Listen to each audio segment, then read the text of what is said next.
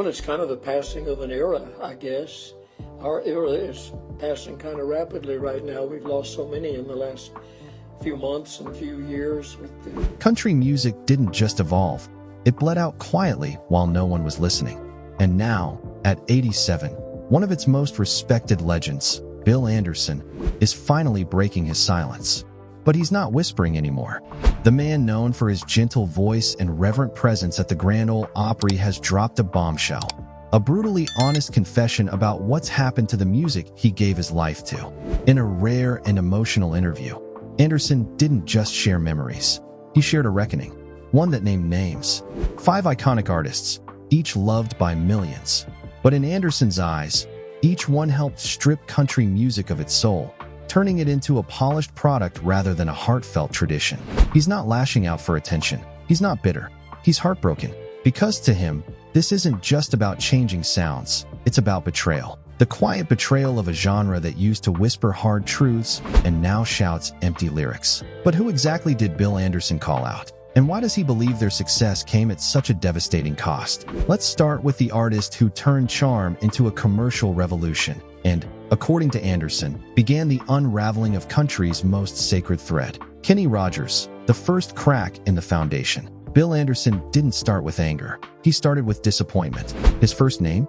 Kenny Rogers, a man he once admired, respected, and maybe even looked up to. But admiration alone wasn't enough to mask what Anderson now sees as the beginning of a quiet betrayal. Kenny's voice was smooth, his style magnetic, and his songs undeniably powerful. But that's exactly what made him dangerous to the roots of country music. According to Anderson, Rogers was the artist who first blurred the line between country and pop, not with malice, but with marketability.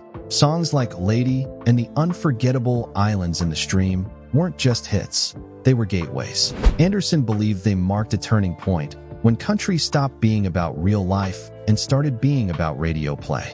At first, it seemed harmless, just another artist finding success. But beneath the surface, something was shifting. Record labels saw the crossover magic and began chasing it like gold. The rough edges of country were smoothed out, the pain and grit traded for lush production and radio-friendly hooks. And just like that, the heart of the genre, its storytelling, was slowly buried under shiny packaging. Anderson never denied Kenny's brilliance. In fact, he acknowledged it. But brilliance, he said, comes with responsibility.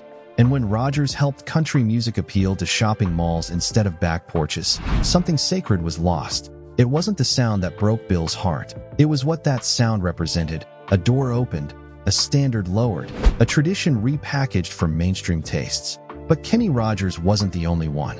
Anderson saw what came after. He saw how every pop country success story gave the industry permission to move further away from its roots. And once that wave started, there was no turning back. Because after Kenny came a different kind of revolution. One that didn't just change how country sounded, it changed how it looked, how it performed, and who it was truly for. Garth Brooks, turning stories into stadium spectacles. If Kenny Rogers cracked the foundation, Garth Brooks brought in the wrecking crew.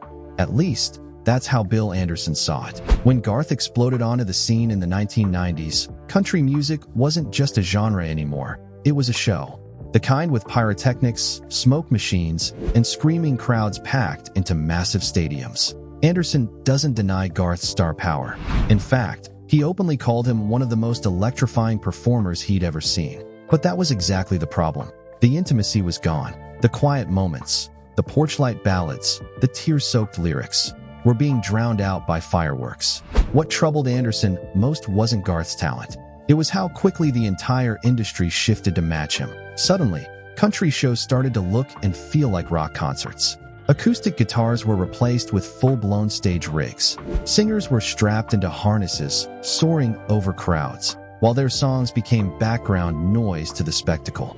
Fans weren't listening anymore. They were yelling over the music. And Anderson, a man raised in the sacred hush of the Grand Ole Opry, couldn't ignore what that meant. The connection between artist and audience, the silent exchange of feeling, was being replaced by volume and visuals. He wasn't anti-progress, but he grieved the cost.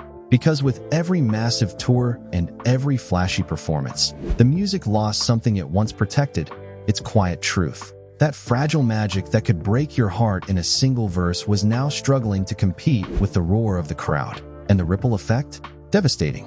Record labels, seeing Garth's stadium success, began chasing scale over substance. They wanted arena fillers, not truth tellers. Artists were being groomed to entertain, not connect. Songs were designed for maximum hype, not emotional depth. And for Anderson, this wasn't growth. It was a slow disfigurement of everything country stood for. He watched in disbelief as the front porch disappeared. The barroom ballads faded. Even the sound checks started to feel more like Broadway rehearsals than country performances. The stagecraft was winning. The stories were losing. And yet, worse was still to come. Because while Garth made country music bigger, the next artist would make it feel temporary. Like country was just a place to visit before moving on to something better. Taylor Swift. From country starlet to pop powerhouse. By the time Taylor Swift arrived, country music had already started to bend. But she didn't just bend it, she redefined the boundaries entirely. Bill Anderson watched her rise with a mix of fascination and concern. At just 16, Taylor hit the scene like a lightning bolt, armed with a guitar, a diary full of heartbreak, and a charm that instantly captured young fans. Her early songs had twang, but more importantly, they had relatability. Raw emotions wrapped in catchy melodies. It felt fresh. It felt honest. And for a moment, Anderson thought she might be the one to bring country music back to the heart. But that moment didn't last. As Taylor's fame skyrocketed, so did the pressure to evolve. And evolve she did, swiftly, unapologetically, and with global results. In just a few years, country wasn't enough. She swapped banjos for synths, cowboy boots for glitter heels, and twang for club beats. Songs like Love Story and You Belong With Me gave way to Shake It Off and Blank Space. And with that shift, Anderson saw something deeper unravel. A generation of fans who no longer knew where country ended and pop began. To many, Taylor's transformation was empowerment. But to Anderson, it symbolized abandonment. She had used country as a launch pad, a stepping stone to something bigger. And her success sent a message to every young artist watching. If you want global fame, don't stay in Nashville. Use it as a springboard. What pained Anderson most wasn't that she left. It was how easily the genre let her go. Nashville didn't fight for her. Instead, the industry chased after her blueprint, signing artists who looked, sounded, and moved like her, even if their country roots were paper thin. Suddenly, the line between genres wasn't just blurred, it was erased. Country radio became flooded with songs that sounded like pop, dressed like pop, and aimed for TikTok virality rather than authenticity.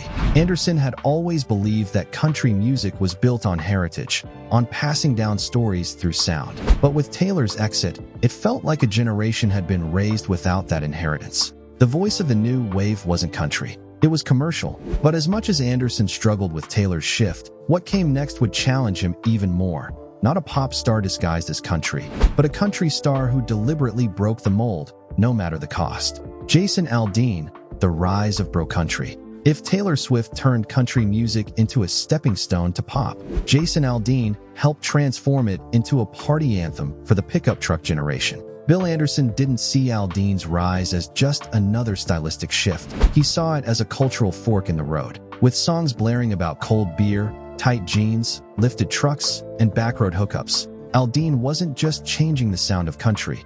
He was changing its soul. This wasn't storytelling anymore. It was marketing. Bro country, as critics would later call it, became the soundtrack for tailgate parties and frat house weekends. And suddenly, vulnerability and depth took a back seat to bravado and catchiness. To Anderson, this was more than frustrating. It was painful, because the stories that once carried heartache, family roots, and life lessons were being replaced with songs that sounded like a never-ending weekend. Emotional lyrics gave way to buzzwords and formulas. Girl, truck, drink, repeat. There was no room for loss, longing, or real reflection. Only adrenaline and surface-level fun. Worse still, it worked. Bro country dominated the charts. Artists like Aldean, along with Luke Bryan and Florida Georgia Line, became megastars almost overnight. Radio stations followed suit, and record labels poured money into producing the next big beer-soaked hit. Anderson couldn't help but ask, where was the growth? Where was the risk? What he saw was a genre that had stopped looking inward and started selling outward, chasing profits instead of preserving tradition. The front porch was now a tailgate. The heartbreak had been swapped for party vibes. And the soul of country music? It was being drowned in a sea of red Solo cups. Some fans argued that this was just evolution. But to Anderson, it wasn't evolution, it was erosion.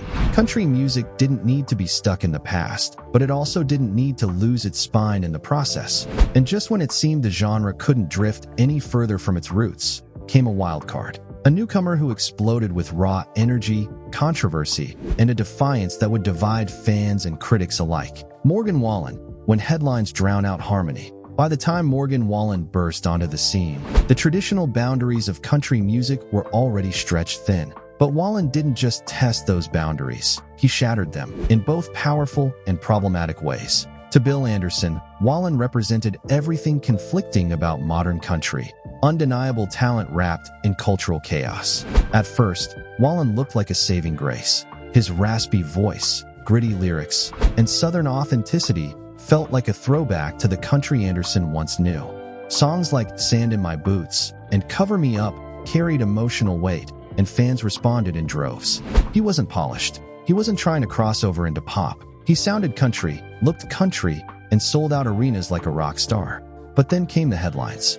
In early 2021, a leaked video showed Wallen using a racial slur outside his Nashville home. The fallout was immediate. Radio stations pulled his music, award shows distanced themselves, and streaming platforms slapped on restrictions. It was the kind of scandal that, in Anderson's time, might have ended a career. But that's not what happened. Instead, sales skyrocketed. Wallen's fan base doubled down, buying albums, defending him online, and framing him as a victim of cancel culture. His album, Dangerous, became one of the biggest country records in recent memory. And with each new controversy, his popularity seemed to grow, not shrink. To Anderson, this was a breaking point, not just because of Wallen's actions, but because of the industry's response. Accountability had been replaced with opportunism. Ethics were blurred in favor of analytics.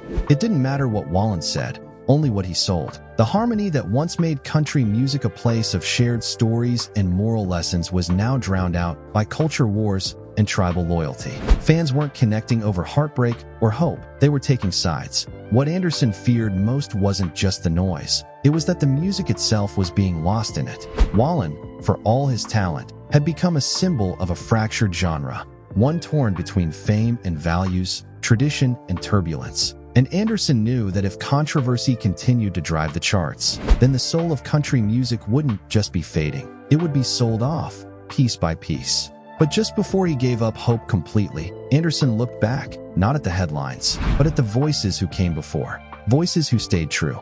And one name stood out, louder than the rest. Bill's plea, what country music has forgotten.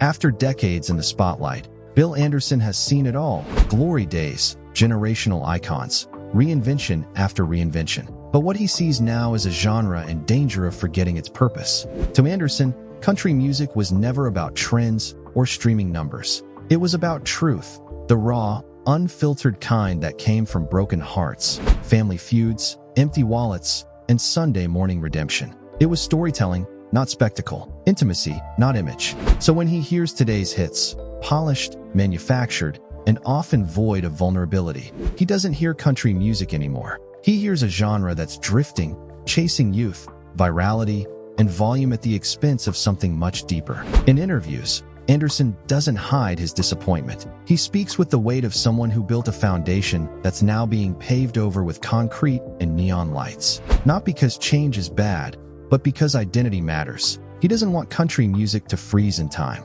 He's not bitter about progress. What stings is watching the heart of the genre get left behind. Anderson's plea isn't dramatic, it's desperate. He wants today's artists to remember the power of simplicity, that a guitar and a story can cut deeper than a stadium's worth of sound, that a lyric can outlast a trend, that you don't need to be perfect, just real. He's called on new artists to dig deeper, to stop writing for algorithms and start writing for people, for families, for the broken, for the hopeful.